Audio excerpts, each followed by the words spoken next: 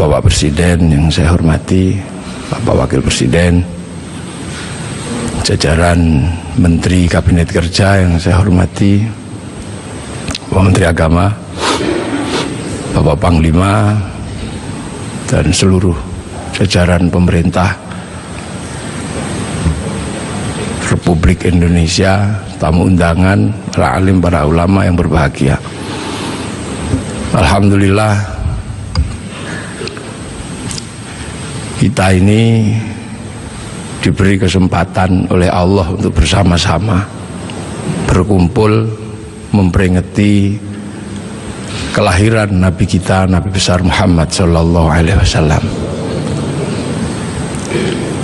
sebagai sebuah upaya untuk mengingat bahwa alhamdulillah kita ini menjadi manusia yang bisa menemukan seorang Nabi.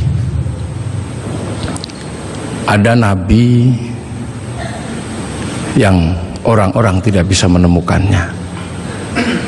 Nah, kita ini di negeri yang sangat jauh masih menemukan seorang Nabi.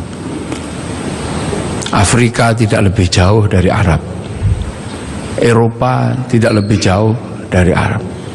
Tapi kita sejauh ini alhamdulillah masih kebagian agama Allah Subhanahu wa ta'ala.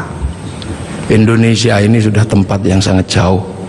Naik pesawat ke Makkah ini sudah 9 jam.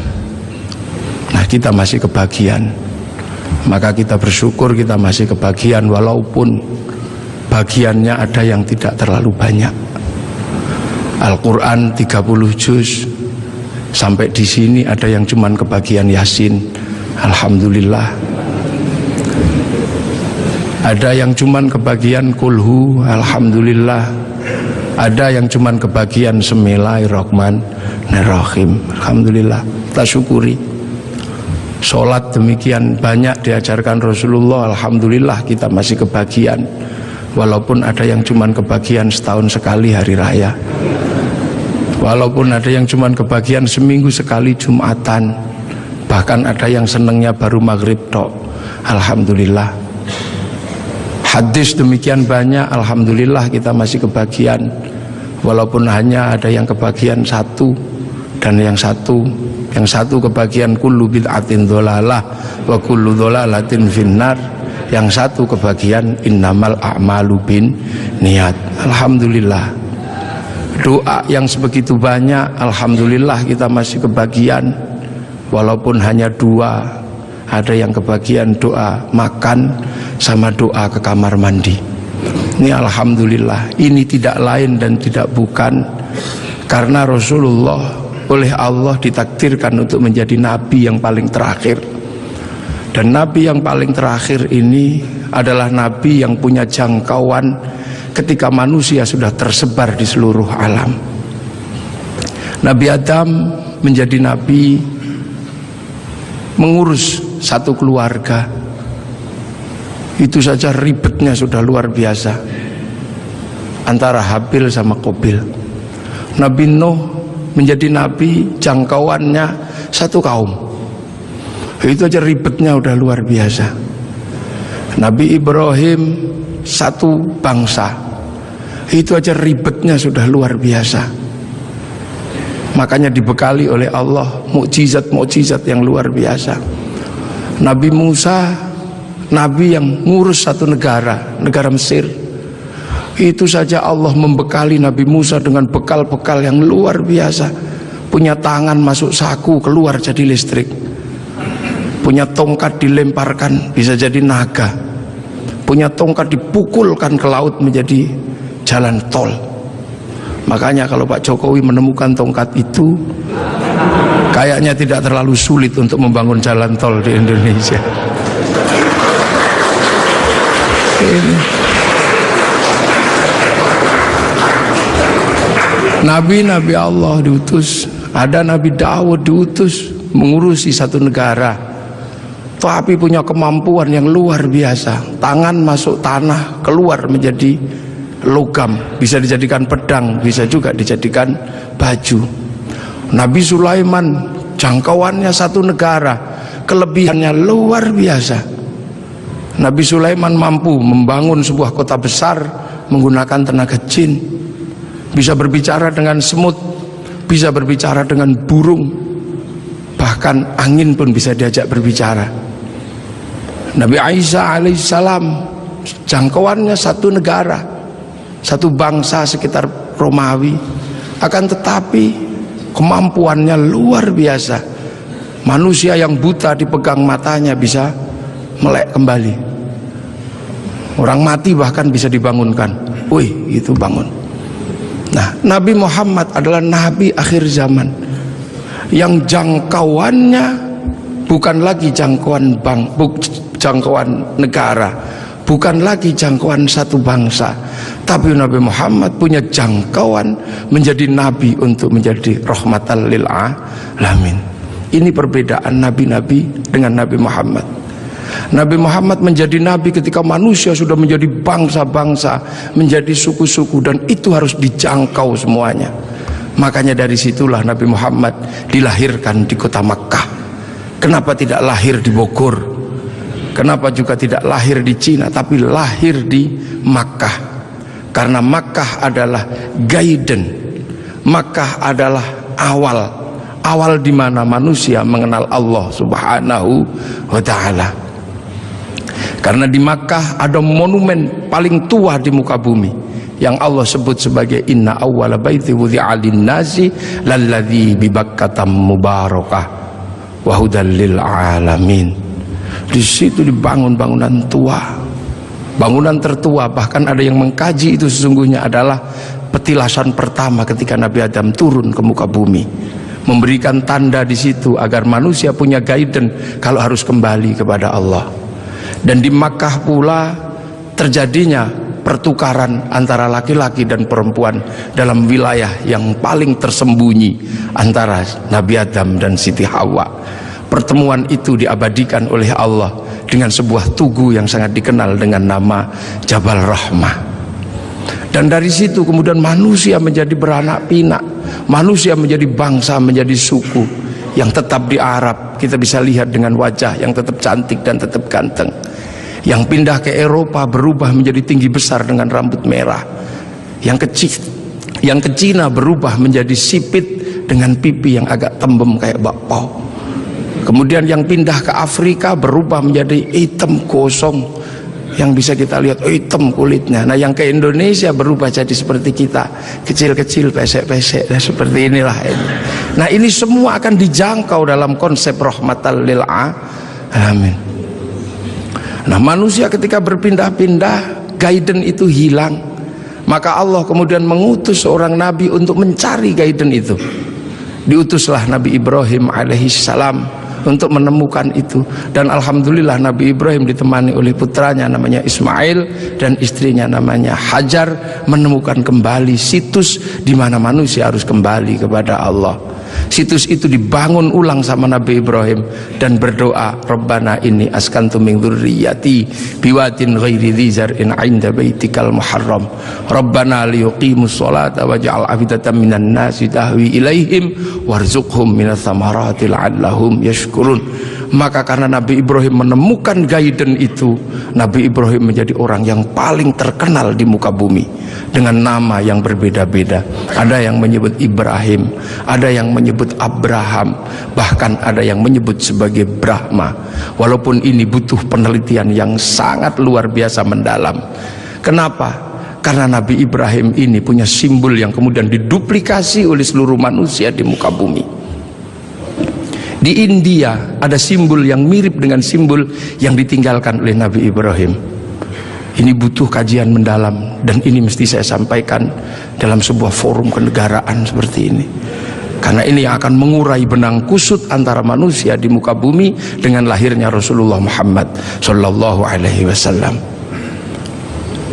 Umat Islam mengenal Ka'bah, sebuah batu dengan tengah yang tidak ada isinya apa-apa, kosong. Di India ada bangunan yang sama, batu dengan isi yang tidak ada isinya di tengah, namanya stupa. Di Islam ada namanya Jabal Rahmah, sebuah tugu batu. Kemudian di India dikenal ada yang namanya Lingayoni. Ada air yang namanya Zam-Zam. Kemudian ada air yang bernama Gangga Yamuna. Ada perjalanan suci dengan kain selempang. Di sini ada berwarna putih, di sana ada berwarna kuning. Selesai perjalanan suci, ada urusan yang sama terkait dengan urusan rambut. Yang di sini tahallul, yang di sana digundul. Selesai perjalanan suci itu semuanya ada darah. Yang di sini ada kurban, yang di sana ada gadri.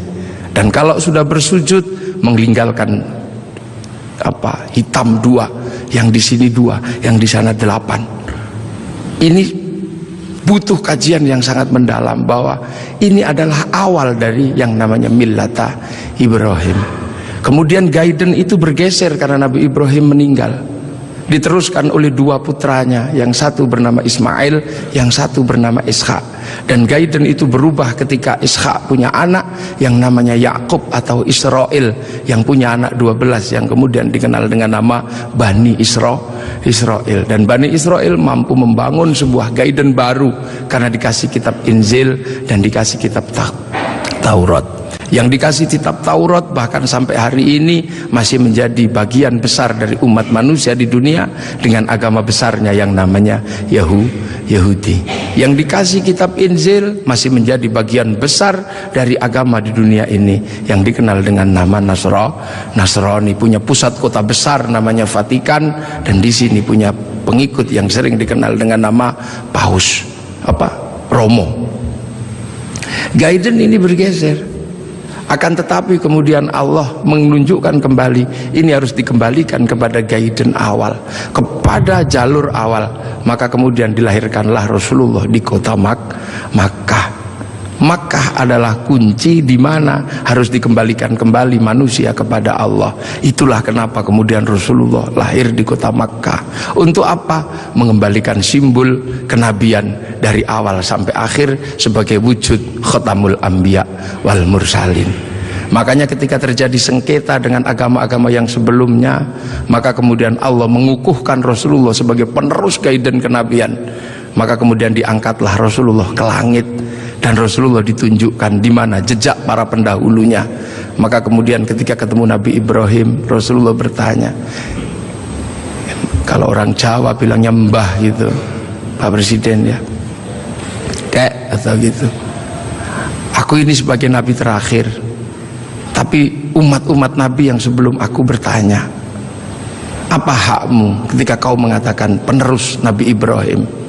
Kamu tahu di mana peletakan Nabi Ibrahim waktu membangun kembali Ka'bah? Ya udah, kamu jawab di situ. Kamu tandai nanti kalau kamu turun, kamu tandai itulah tempatku, namanya Jabal Rahmah. Nah, kalau pertanyaannya tentang Mbah Mail, kakek Ismail di sebelah mana? Kakekmu Ismail di sebelah situ, kamu kasih tanda. Itulah yang disebut Hijir Ismail. Lah kalau nenekku Hajar di sebelah mana? Nenekmu Hajar cari airnya di sebelah situ. Itu yang satu namanya Sofa, yang satu Marwah. Lah penjenengan melempari setan itu di sebelah mana? Sebelah situ. Nanti kamu kalau turun kamu kasih tanda biar tidak dilupakan manusia. Itu itu Jamarat Ula, yang itu Wusta, dan yang itu Aqobah. Nah sekarang kalau gitu yang dulu punya Ka'bah ini siapa? Itu kakekmu Adam. Mumpung orangnya masih di situ, kamu tanyalah, Mbah, apa itu apa? Ka'bah itu dulu aku khawatir, aku turun ke sini takut kehilangan jejakku. Ku kasih tanda dan disebut inna awwala baiti wudi'a lin-nasi lalladzi bi Bakkata mubarakah. Nah kalau Jabal Rahmah itu apa? Kayak kalau bahasa kita, waduh kalau itu saya tuku I love you ku sama nenekmu Hawa. I love you ku di situ kita tanda. Pokoknya kalau kamu nanti turun jangan kamu lupakan, kembalikan seluruh jejak kenabian. Maka semenjak itu kemudian umat Islam bersama Rasulullah diperintahkan untuk beribadah haji. Nah inilah makanya kalau ada pertanyaan besar, kenapa Rasul tidak lahir di Jakarta? Kenapa Rasul tidak lahir di mana? Karena Rasul adalah khatamul anbiya wal mursalin, dan jejak kenabian yang mengarahkan kepada Allah ada di Makkah, dengan situs tertuanya adalah Ka'bah. Pemahaman tentang Rasulullah lahir di Mekah ini juga akhirnya menjadi kunci. Kunci apa? Kunci bagi kita semua bahwa kita bukan orang Makkah, kita orang Indonesia. Rasul di Makkah, Rasul ini lahir di Arab, maka kemudian pelajaran Islam pertama didedikasikan untuk mengajari orang Arab agar kembali kepada Allah. Dan Rasul tidak pernah kemana-mana. Rasul mengajarkan Islam hanya sampai di kota Madinah. Setelah itu dalam waktu 22 tahun Rasulullah meninggal. Nah, memahami Rasul yang lahir di Mekah adalah menjadi tonggak. Lantas bagaimana bisa Rasul yang ada di Makkah bisa sampai ke Indonesia ajarannya, dan 90% penduduk Indonesia mengikuti Rasulullah Muhammad sallallahu alaihi wasallam. Ini pasti bukan sesuatu yang mudah. Dalam bahasa Al-Quran, siratal mustaqim, ada yang namanya siratal ladzina an'amta alaihim. Dan inilah yang membuat kemudian kita dengan peringatan Maulid akan ada sesuatu yang bisa sangat menjadi refleksi dasar antara Makkah sama Madinah, antara punya sejarah yang sangat panjang, dan itu bukan datang dengan tiba-tiba. Rasulullah di sana mengajarkan orang-orang sana dengan gaya di sana. Rasulullah sangat terkenal ketika mengajarkan Islam. Rasul bukanlah orang yang keras, Rasul juga bukan orang yang membabi buta. Rasul dijelaskan, anitum harisun alaikum bil mu'minina raufur rahim.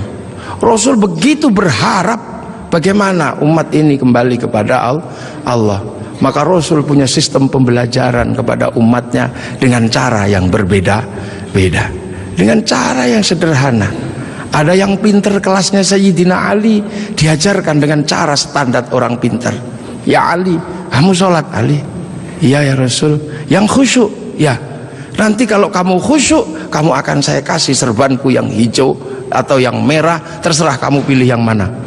Sayyidina Ali sholat, selesai sholat langsung menyatakan, yang hijau ya Rasulullah. Pasti kamu gak khusyuk karena kamu menginginkan yang hijau.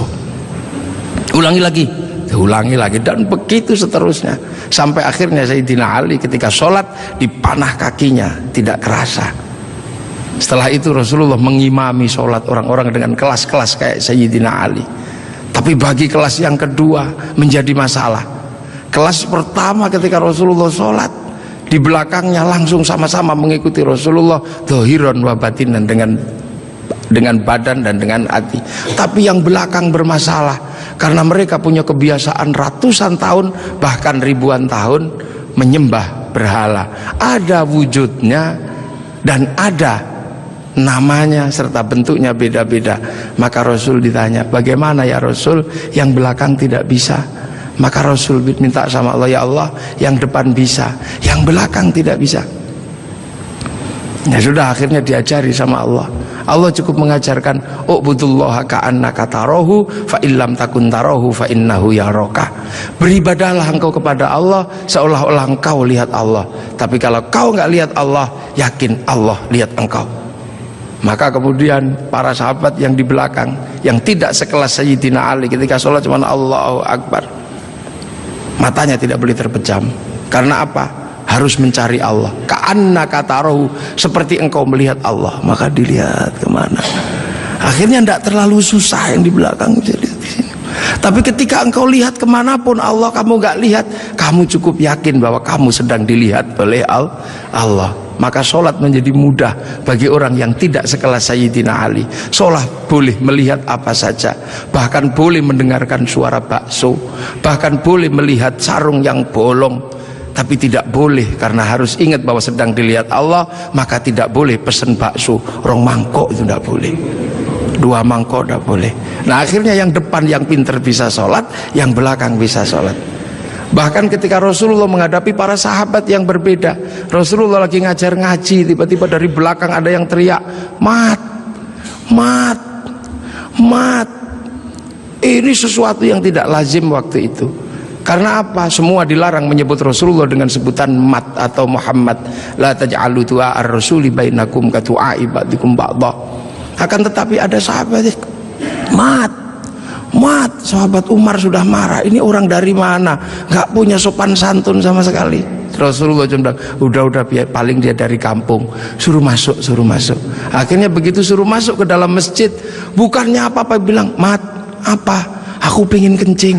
Ya sudah, kencing lah. Disuruh cari toilet, ternyata nggak cari toilet, malah kencing di dalam masjid. Sayyidina Umar sudah nggak tahan melihat kelakuan seperti ini, maka kemudian tariklah pedang Sayyidina Umar, mau dipenggal ini kepalanya. Rasulullah cuma mengatakan, Umar jangan, begini-begini juga umatku, ini datang dari kampung yang sangat jauh, di kampungnya memang terbiasa kalau kencing sembarangan, ada bantrek juga dikencingi, ada selokan dikencingi, gini-gini juga umatku, gini-gini juga santriku, tapi ini santri dari Bogor. Ibaratnya begitu. Dan itu akhirnya diabadikan oleh Allah. Wajah amin aqsal Madinah, datang seorang dari pelosok. Kalau Allah sudah menggunakan bahasa aqsa, itu artinya adalah jauh, yang sangat jauh. Kalau dalam bahasanya Bapak Presiden namanya Jabal Kat, tak tahu entah di mana. Kalau jauh gitu aja bait. Rasulullah yang diopeni macem-macem. Ada yang senengannya tidur di masjid, tapi ibadahnya bolong-bolong. Kalau Rasulullah datang, dia langsung bangun pertama kali, salaman, cup, tidur lagi. Ini ada di zaman Rasulullah. Kemudian setelah Rasulullah selesai sholat, Rasulullah digandoli, Pak Presiden, digandoli gini. Kemudian bertanya, ya Rasul, apa? Kapan kiamat itu? Kamu itu jangan nanya kiamat. Kayak kiamat itu pakai ibadah, pakai bekal. Kamu tak lihat cuman tidur tok, suluman salaman. Bekalmu apa?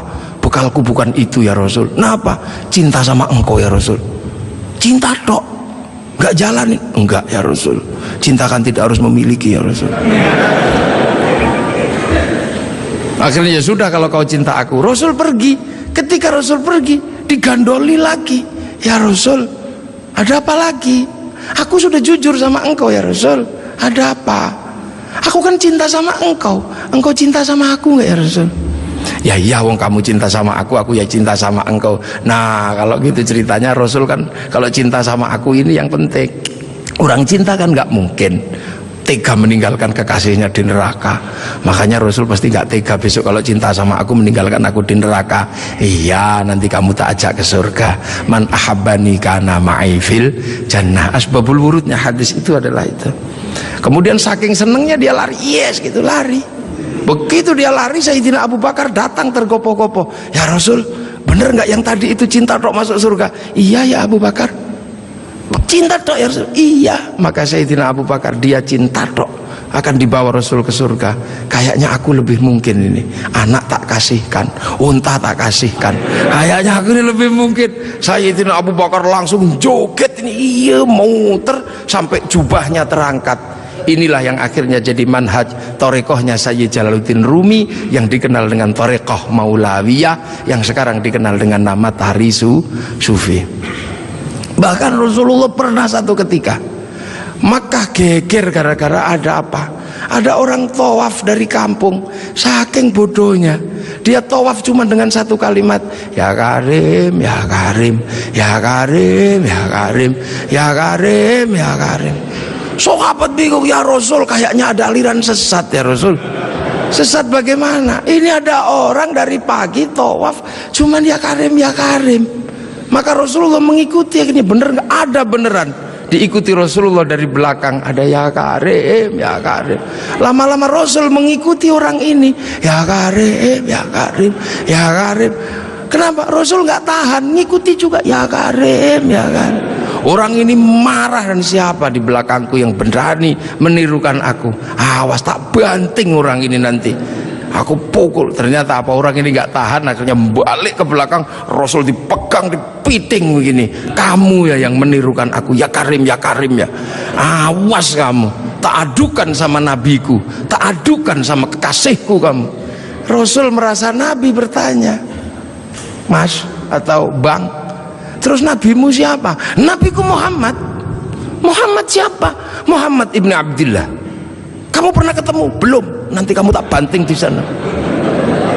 Begitu dia bilang, dia menyatakan bahwa dia adalah apa? Umat Rasulullah. Rasulullah langsung matek, ya Allah, tak kira umat siapa, ternyata ini umatku juga. Rasul sedih dan terharu, Rasul menangis. Sedih Rasul, ya Allah, ada umat yang begitu cinta tapi nggak pernah ketemu sama aku.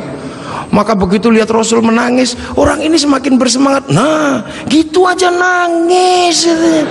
Tadi nirukan ya Karim, ya Karim.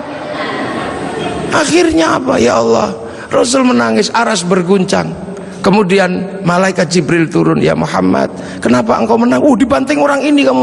Enggak ya Jibril, jangan salah paham. Orang ini tadi tawaf ya Karim, menggemparkan masyarakatku. Aku ikuti, ternyata benar ada dan aku nggak kuat, aku tirukan. Dia marah dan inilah kejadiannya. Aku dibanting sama dia dan aku mau dibilang sama nabinya, sama kekasihnya. Lah aku tanya, nabimu siapa? Muhammad. Muhammad kan aku sendiri, Bril. Berarti ini umatku. Aku terharu, sakit, Bril. Sakitnya tuh di sini. Ibaratnya orang ini. Ya sudah, kamu ngaku saja. Kalau engkau Rasul Muhammad akhirnya, Mas, udah pernah ketemu Rasul? Belum. Nanti kamu tak banting di sana. Mas, Muhammad itu aku, Rasul itu aku. Hah? Engkau Muhammad Rasul? Nangis orang ini. Nabi dipeluk-peluk sambil menangis. Ya Rasul, aku belum pernah ketemu sama engkau ya Rasul, tapi aku iman sama engkau. Dan di kampungku yang paling pinter cuman aku ya Rasul. Kita makan doanya ya Karim, kita apa doanya ya Karim ya Rasul. Tolong ya Rasul, karena ini kami bodoh dari kampung, kami nggak ngerti apa-apa. Tolong ajaklah aku ke surgamu kalau engkau masuk surga ya Rasul. Iya nanti kamu bareng, sama-sama nangis. Saking senengnya orang ini lantas berjoget, iya gitu. Saking senengnya mau diajak Rasul ke surga. Malaikat Jibril dibilang sama Allah, Jibril bilang itu, walaupun orang itu nanti diajak Muhammad masuk surga, katakan padanya, dosanya tetap kuhitung. Malaikat Jibril menyampaikan ke Rasulullah. Rasulullah menyampaikan, ya Mas, Allah barusan berfirman lewat Jibril, walaupun engkau nanti kuajak masuk surga, tapi dosamu tetap dihitung sama Allah. Orang ini kaget juga enggak ada perubahan apa-apa, cuman melotot aja. Apa ya Rasul? Dosaku mau dihitung sama Allah. Suruh ngitung, nggak takut aku. Suruh ngitung aja kalau dosaku mau dihitung sama Allah. Nggak takut aku. Tapi hati-hati, kalau dosaku sampai dihitung sama Allah, Allah tak ajak hitung-hitungan sama aku. Loh, kok Allah kamu ajak hitung-hitungan bagaimana? Akan kuhitung seberapa besar dosaku, kan kuhitung dengan seberapa besar pengampunan Allah. Kalau Allah Maha Pengampun, nggak mungkin dosa gini aja kok dihitung. Kalau dosa gini aja dihitung, nggak usah pakai gelar Maha Pengampun. Maha Pengampun, gini aja dihitung. Di zaman Rasul ini potret Rasulullah. Maka Rasulullah mampu menjadi rahmat bagi semuanya, sehingga kemudian pelajaran Rasulullah yang tidak masuk akal waktu itu bisa diterima oleh sebuah kalangan yang sangat jauh dari peradaban. Maka kemudian Islam yang sulit diterima oleh orang di Arab waktu itu bisa diterima. Sulit bagi orang Arab menerima Islam. Orang Arab Tuhan ada patungnya, Islam mengajarkan Tuhan tidak ada patungnya. Di sana diajarkan banyak Tuhan, ini diajarkan Tuhan satu. Di sana tidak ada air, Islam mengajarkan toharoh pakai air. Susah, diminum aja susah, pakai disuruh mandi. Padahal di sana orang mandi berbeda dengan kita. Kita jinabatnya sebulan sekali, sana bisa semalam 8 kali. Susah, air disuruh pakai toharoh pakai air. Sudah panas disuruh puasa, makanan susah disuruh zakat. Sudah gitu tawafilah yang paling sulit bagi orang Arab waktu itu. Orang Arab waktu itu sangat susah karena melihat perempuan itu begitu sesuatu yang sangat luar biasa. Lihat kaki sudah syahwat. Tapi waktu itu Islam mengajarkan bagaimana ketika tawaf muka dibuka. Betapa syahwatnya sangat tinggi ketika muka dibuka. Dan pada saat yang sama seorang laki-laki tidak diperbolehkan menggunakan kain berjahit, sehingga kalau mau berbuat jahil tinggal wes gitu. Itulah ujian terberat waktu itu. Dan itu susah dipahami oleh orang Arab. Makanya memahami Rasulullah itu tidak mudah. Makanya tidak mudah. Bagaimana seorang panglima perang kayak Sayyidina Umar bisa patuh sama orang yang tidak pernah berkelahi? Bagaimana Sayyidina Abu Bakar seorang konglomerat mau menuntun unta Rasulullah? Bagaimana seorang gadis 10 tahun bergembira ria dinikah sama orang 50 tahun? Ceritanya bisa kita tahu, tapi suasana psikologisnya tidak pernah bisa kita tangkap. Nah inilah maka Islam berkembang. Kemudian Islam bergeser. Orang-orang tahu, oh ini bagus, geser. Kemana? Geser ke Persia pertama, dari Madinah geser ke Persia. Di Persia penyembah api, karena orang Persia nyembah api, kemudian ikut Islam. Raja Rustum besanan sama Sayyidina Ali, lahir Sayyid Ali Zainal Abidin, masuk Islam. Karena orang Majusi sebelumnya menyembah api dan masuk Islam. Nah, orang Yahudi, orang Majusi kalau nyembah api ditaruh di bangunan tinggi namanya Manaro. Apinya ditaruh di atas Manaro. Maka begitu orang Persia masuk Islam, apinya dihilangkan, Manaronya ditaruh di depan masjid. Seluruh dunia Islam melihat Manaro kok bagus di depan masjid, maka kemudian semua berlomba-lomba bikin Manaro. Sampai Jakarta bernama Menara. Tiangnya adalah tinggalan orang Majusi. Lah kemudian di situ terjadi peristiwa yang luar biasa. Setelah itu, sebelum sampai ke sini, terjadi peristiwa luar biasa. Pada tanggal 10 Asyura, seluruh cucu-cucu Rasulullah terbunuh oleh Yazid bin Muawiyah. Maka bulan Asyura adalah bulan duka kaum muslimin dunia. Makanya orang Indonesia, terutama di kampungnya Bapak Presiden, menyebut bulan Asyura dengan sebutan bulan Suro. Ekornya saja yang diambil, karena orang Jawa itu sukanya ngambil ekornya aja. Muhammad diambil mat, Asyura diambil suro. Makanya di bulan Asyura orang berduka karena terbunuhnya cucu Rasulullah. Maka di Jawa ada tradisi tidak mantu, tidak nikahkan anak, itu karena bulan duka. Di Jogja ada yang namanya keliling beteng. Maksudnya di bulan Suro jangan terlalu banyak mulut, jaga mulut. Nah di Solo mengikuti kebo Kiai Slamet, kalau kebonya keluar taiknya diusapkan ke seluruh tubuh. Ini bulan duka, jangan bersolek. Dan biasanya bulan Asyura di Indonesia diikuti dengan santunan anak yatim. Nah inilah. Dan dari situ terus Islam bergerak, makanya monumen-monumen itu. Lahir Sayyid Ali Zainal Abidin. Lah Sayyid Ali Zainal Abidin kemudian bergeser, punya anak Sayyid Muhammad Baqir, menjauh punya anak Sayyid Ja'far Shadiq, menjauh diteruskan sama Sayyid Ali Uraidi, menjauh diteruskan sama namanya Sayyid Muhammad, diteruskan Sayyid Ubaidillah, teruskan Sayyid Isa Naqib, diteruskan sama Sayyid Ahmad Al-Muhajir, teruskan Sayyid Alwi, teruskan Sayyid Muhammad, teruskan Sayyid Alwi, diteruskan namanya Sayyid Ali Khalid Qasam, teruskan putranya namanya Sayyid Ahmad Sohib Mirbat, teruskan namanya Sayyid Alawi Amil Faqih, punya anak Sayyid Abdul Malik sampai Mongolia, punya anak Sayyid Ahmad Jalaluddin sampai Campa, punya anak Sayyid Muhammad sampai Pase, dan punya anak Sayyid Jamaluddin Al-Husaini Al-Kabir sampai tanah Nusantara di pedalaman, yang kemudian karena turunnya di Jawa, Sayyid Jamaluddin Al-Husaini Al-Kabir, orang Jawa punya Hono Coroko, maka kemudian di Jawa dikenal dengan nama Syekh Jumadil Kubro. Dan disitulah kemudian Islam ketemu dengan kebudayaan peradaban Nusantara. Nah inilah tonggak Makkah ini yang akhirnya menjadi penjelasan, oh ternyata Makkah sini geser di sini. Dan kemudian kita diingatkan bahwa Syekh Jumadil Kubro punya anak namanya Said Ibrahim, pindah Palang Tuban sana, punya anak namanya Raden Rohmat Sunan Ampel. Nah ini yang kemudian bangun peradaban baru di Nusantara. Syekh Jumadil Kubro punya murid namanya Samsuddin, pindah Jawa Barat, dikenal dengan nama Syekh Kuro, punya murid namanya Datuk Kahfi, pindah Cirebon, punya murid namanya Syarif Hidayatullah Sunan Gunung Jati. Nah inilah baru kita kemudian menemukan titik sini. Nah pertanyaan-pertanyaan besarnya inilah yang akhirnya kemudian menjadi penjelasan.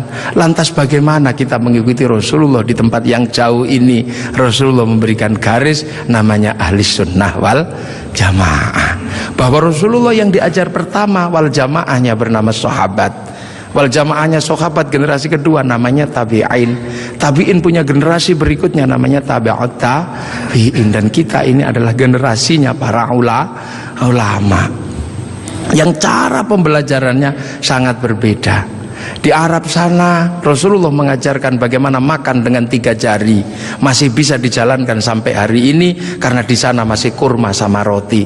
Begitu sampai di Nusantara sudah tidak kurma dan tidak roti, tapi sudah soto, maka makan dengan 3 jari sudah bukan sesuatu yang mudah. Di sana kurban pakai unta, di sini tidak lahir unta tapi lahir kerbau sama sapi.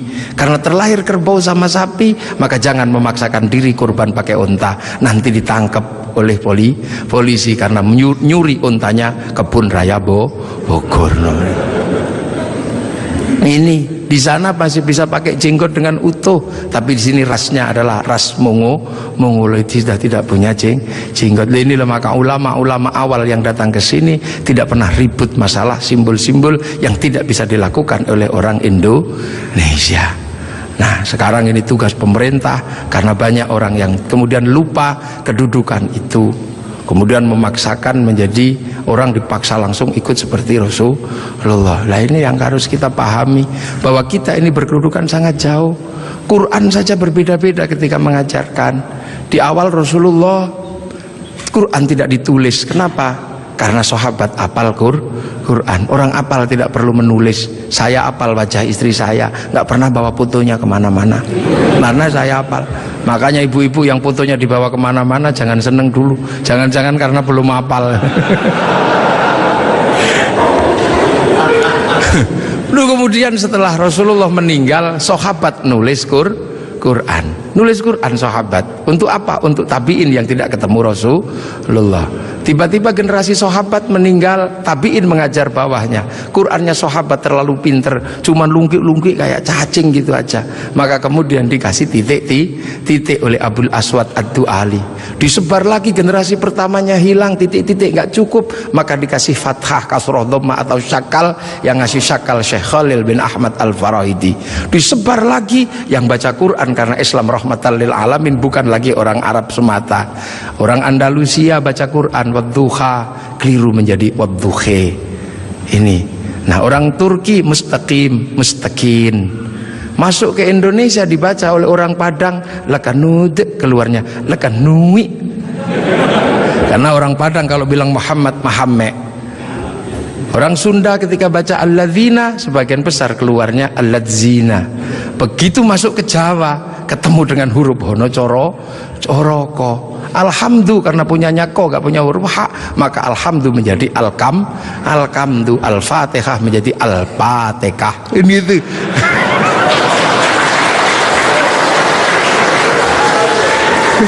Nah, ini orang kalau ngerti proses kodifikasi Quran pasti tahu.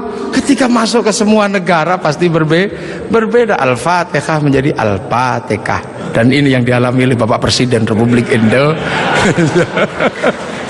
Iya, makanya Al-Fatihah itu. Ya Hayyu Ya Qayyum menjadi ya Kayuku Ya Qayyumu. Rabbil Alamin kayaknya punya huruf ain, nggak punyanya ngo, keluarnya Rabbil Ngalamin. Nggak punya dot, punyanya lo, maka Ramadan keluarnya Romlan. Begitu dibaca orang Bali sangat susah, karena orang Bali nggak bisa bilang tok, bilangnya tok. Maka sirotol menjadi sirotol ladzina an'amta alaihim. Islam berkembang ke semua negara dan berbeda. Ketika dibaca oleh orang Bugis alaihim, keluarnya alaihing. Karena orang Bugis kalau bilang n jadi eng, kalau bilang eng jadi n. Makanya ada dulu mantan Kabulok bernama Beduamang, itu berasal dari Abdurrahman. Nah, itulah makanya kemudian Islam bergerak. Nah, lantas apa? Lantas terciptalah sebuah ilmu untuk bagaimana orang di seluruh dunia Islam mampu membaca Al-Quran. Dibikinkanlah sebuah ilmu yang dikasih judul At-Tajwid fi Qiraatil Quran, yang nulis Abu Ubay Qasim bin Salam. Orang akan tahu. Nah, ini generasinya para ulama. Dan yang paling besar, yang mungkin Bapak Presiden sudah pernah saya sampaikan, tapi ingin saya sampaikan lagi, biar kita tidak lupa. Ada perubahan besar ketika masuk ke tanah Nusantara, di mana waktu itu tanah Nusantara sangat susah dimasuki Islam. Kenapa? Ini bangsa sudah sangat beradab. Bangsa ini bukan bangsa kecil. Tahun 1222 ke atas, sebelum tahun 1300 sudah mampu menaklukkan Mongol yang menaklukkan Eropa, menaklukkan Arab, mampu ditaklukkan oleh kekuatan Nusantara yang namanya Singasari. Makanya hal itu bisa kita lihat betapa kita bangsa punya tinggalan-tinggalan yang luar biasa. Orang Arab punya alat musik yang namanya terbang, terbuat dari kayu dan kulit. Orang Eropa punya alat musik yang namanya gitar, terbuat dari kayu dan tali. Tapi orang Nusantara, salah satu alat musiknya adalah gamelan, terbuat dari logam.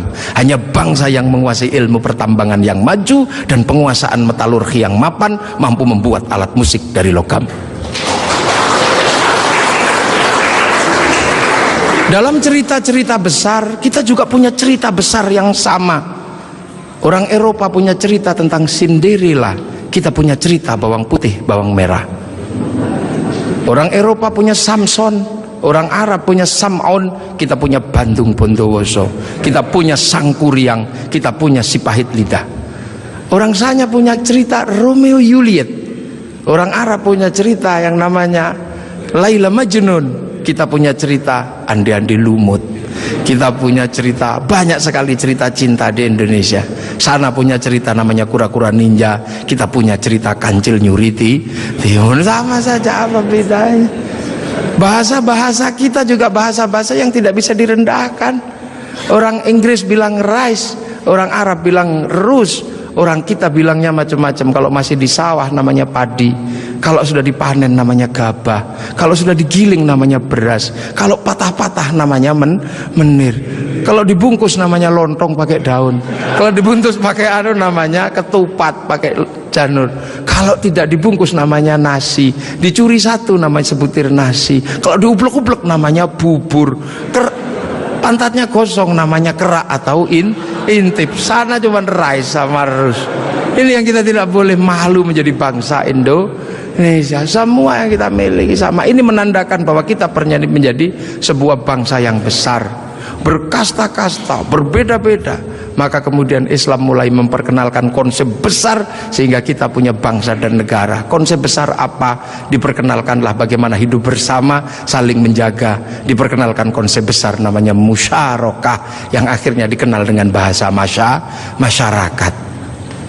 Kalau sudah jadi musyarakah, semua harus saling mengerti dan saling bertanggung jawab. Maka diajarkanlah menggunakan kalimat Rasulullah, kullukum ra'in wa kullukum mas'ulun an ra'iyati. Raja dan hamba dihilangkan, diganti dengan ra'iyah, yang diserap ke bahasa Indonesia menjadi rakyat. Dan satu-satunya bangsa Islam di dunia yang mampu mengadaptasi kalimat ra'iyah menjadi rakyat hanya ulama-ulama Indonesia.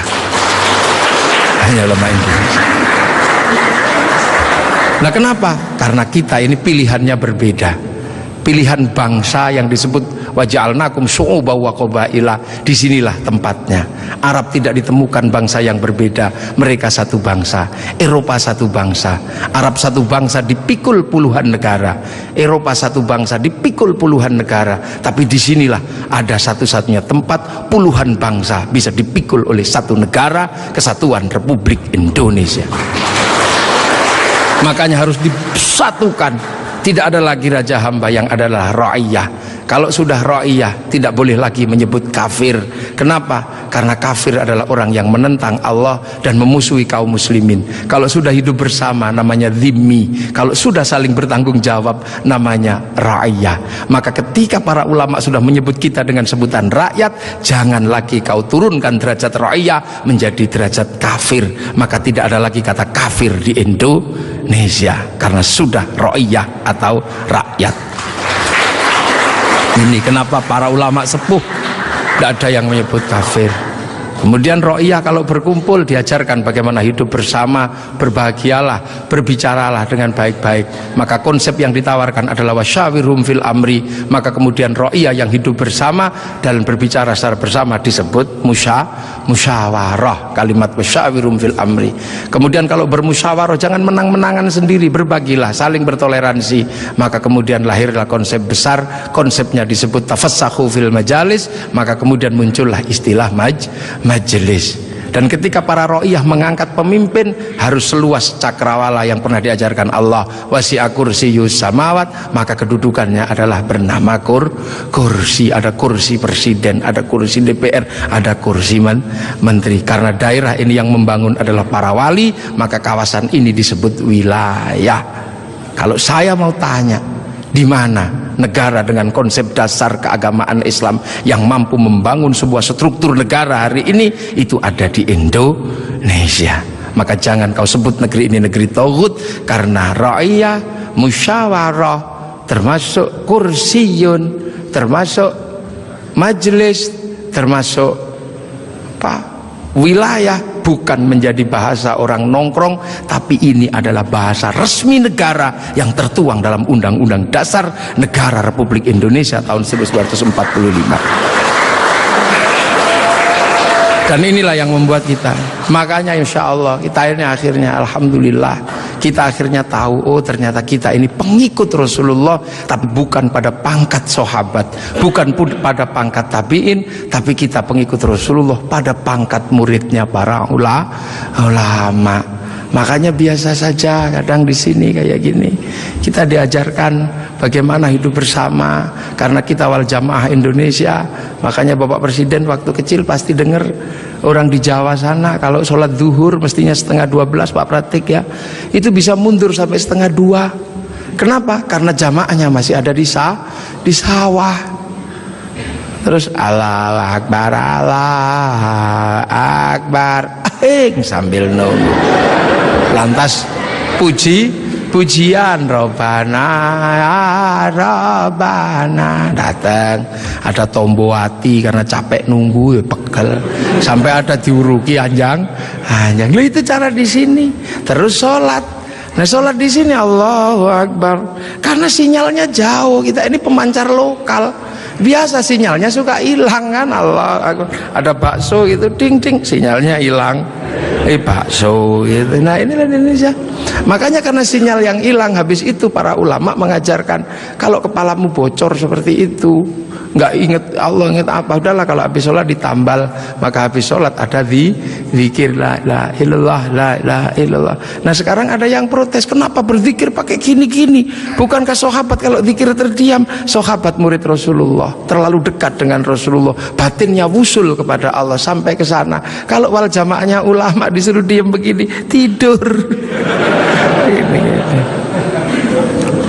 Nah, puasa juga sama.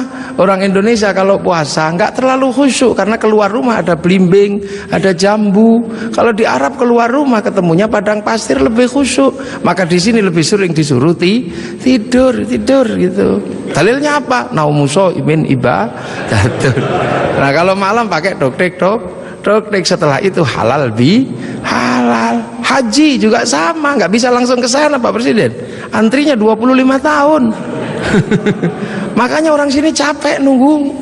Daripada capek, nempelkan gambar Masjidil Haram. Ini Pak Menteri Agama. Biar tidak terlalu capek, biar agak seneng dikit, latihan dulu di alun-alun Bogor. Labbaik Allahumma hajjan. Ihramnya beneran, niatnya beneran, tapi Ka'bahnya triplek. Lah ini namanya mana sih haji. Lah ini wal jamaahnya baru ini, dan ini ada di Indonesia. Itu akhirnya orang tahu pangkatnya dengan Maulid. Oh, Rasul Mekah, kita Indonesia. Ada jarak yang sangat panjang, ada jarak waktu, ada jarak ruang. Nah, ini kalau kita pahami dengan bahasa yang sederhana, fa insyaallah Islam di Indonesia akan tetap menjadi Islam yang ramah, Islam yang tidak kasar, Islam yang tidak gerasah gerusu, mampu ngayomi seluruh manusia yang berbeda-beda, seperti Rasulullah yang anittum harisun alaikum bil mu'minina raufur rahim ihdinas siratal mustaqim. Assalamualaikum warahmatullahi wabarakatuh. Allahumma shalli ala Muhammad.